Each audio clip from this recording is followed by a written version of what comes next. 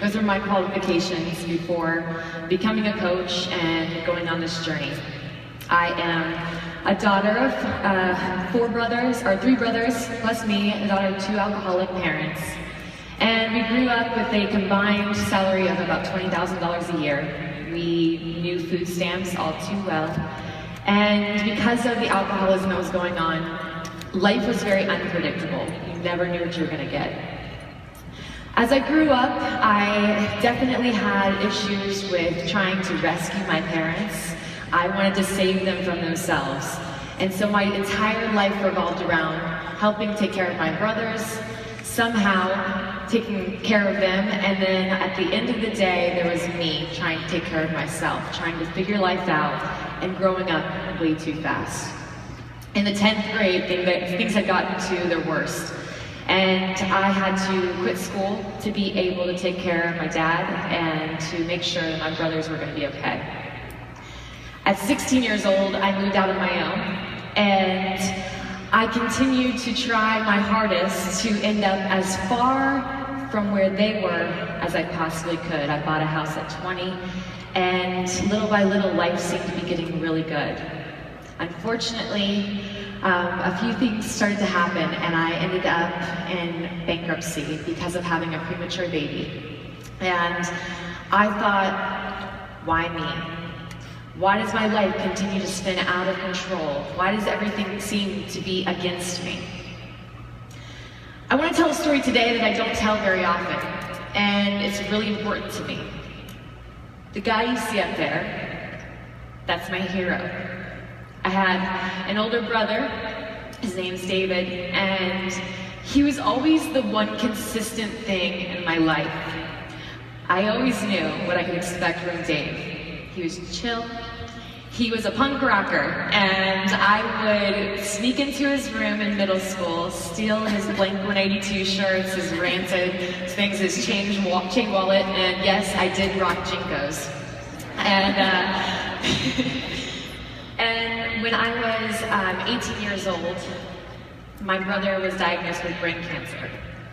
And I will never forget the moment because it was so surreal to think that someone his age could have that happen to him. It was like the wool got pulled out from underneath him. But he was so strong, he was so chill, like Dave always was. And instead of him freaking out, he was taking care of us, making sure that we knew he would be okay. On July 11th in 2005, I was sitting with my brother, and he was in a bed at my dad's house under hospice care, and we were talking about my 2 youngest brothers and how we were going to make sure that they were okay. He was going to take one under his wing, I was going to take the other under my wing, and we were going to be their heroes. We were going to make sure that they were taken care of. Unfortunately, 2 days later, I got the call at 4 o'clock in the morning that my brother had passed away. And once again, it was like life was happening to me. And I didn't understand how this had happened. How could he go? Why? It didn't make sense. 5 years later, I was at my absolute low. I was 25 years old. I had just had given birth to London, our daughter, premature. I had just filed for bankruptcy. And I remember thinking to myself, oh my gosh, I'm David's age when he passed away. And there was a day that I actually surpassed what he ever got to live. And I realized in that moment I had a choice. I can continue to let life happen to me, or I can decide to take a different path and take 100% responsibility for my life, and choose to use those things to help others. This past week was the anniversary of my brother's passing, 10 years, and it was also the 5-year anniversary of my Beachbody journey.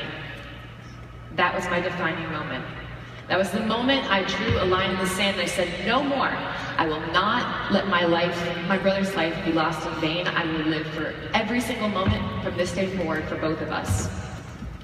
And so I took life by the horns and started to make some decisions that were different from the ones I had made before. Instead of asking, why me, I started asking, why not me? I realized that everything that I had at that point was because of decisions I had made in the past. And I stopped being so hard on myself and stopped thinking, gosh, I'm such a loser, I can't believe I did this, I can't believe I ended up in the same position my parents were, and started to remember that I have control of what I do today. Everything that I did from that moment forward was redefining my tree. It was going to redefine my life. I started to focus on personal growth. I knew being who I was in that moment was not going to get me to where I needed to be. And so I obsessively found every YouTube video, found every personal development book, every seminar that I could possibly afford to get to, and I started taking it all in. Now, I will tell you, it didn't take me 6 years to read The Slight Edge like it feels like it does for some people. It was something that I took very, very seriously, and I want you guys to understand that. If I was who I was 5 years ago, I would not be up on this stage. I had to change. And that was the only thing I had control over, changing. The unfortunate thing about growth is it takes time.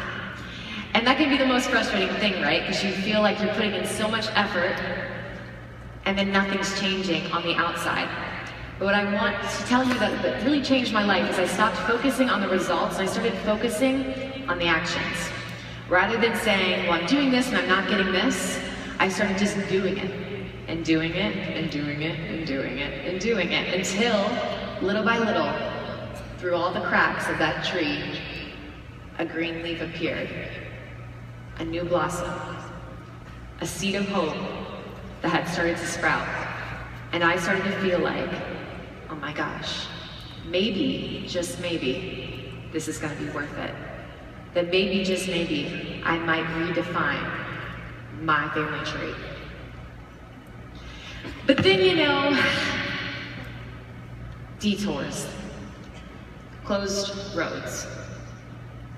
How many of you guys have had those moments where you finally feel like you've had some momentum and then bam, something takes you out? I know, a lot. I had no upline. I signed up as a coach over a phone and I was a customer lead. And I came to find out that the people above me weren't really working the business.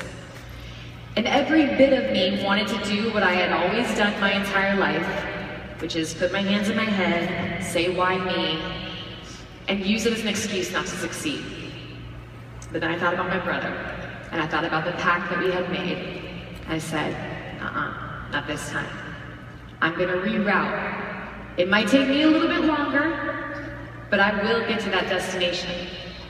Because my why, the destination, the final destination, it was worth it. See, I had that little girl. She was my very first responsibility. All those times that I had tried to rescue my parents, that wasn't my responsibility. That little girl, she was my responsibility. And I refused to give up on getting to where I wanted to be for her. I knew that one day she was gonna have a dream. And she was going to come up to me so excited to tell me what that dream was, and I was not going to look her in the eye and tell her, sorry baby, we can't afford that. Or that she was going to have a great accomplishment that she had achieved, and I'm going to have to say, I'm sorry, mommy has to work, I can't go. Nuh-uh, not this time. I am not going to have life happen to me. I'm going to have it happen for me, and I'm going to do something great with my life, not just for myself, but for my family's future. Now, yes.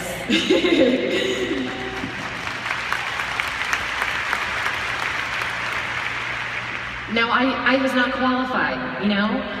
Who is going to follow a dropout? Who's going to follow some girl at 25 that filed bankruptcy? Who's going to follow a girl that has no clue what she's doing in the business? I'll tell you what I did. I wasn't that girl anymore. I stripped that off. I let it go. And I decided I had changed. I had value to offer. And those experiences, gosh, they've only made me stronger. So I started to leak out that story and talk about who I was becoming. Before I even got there, I didn't tell lies and say I was $1 million earner when I wasn't. But the moment that I became a coach, I wrote this note. It's still on my Facebook, so you can check it. And it said, "The train has left the station. I found my platform and I'm gonna rise to the top. Who's coming with me? And if you don't come with me, you're gonna regret it." Bet they do. I had to act as that top coach, and when I got flustered or when I hit a roadblock, I thought of people like Christine Dwyer, who were running this amazingly ginormous team, and thought, what would she do? What would she do in this moment? How would she react to that objection?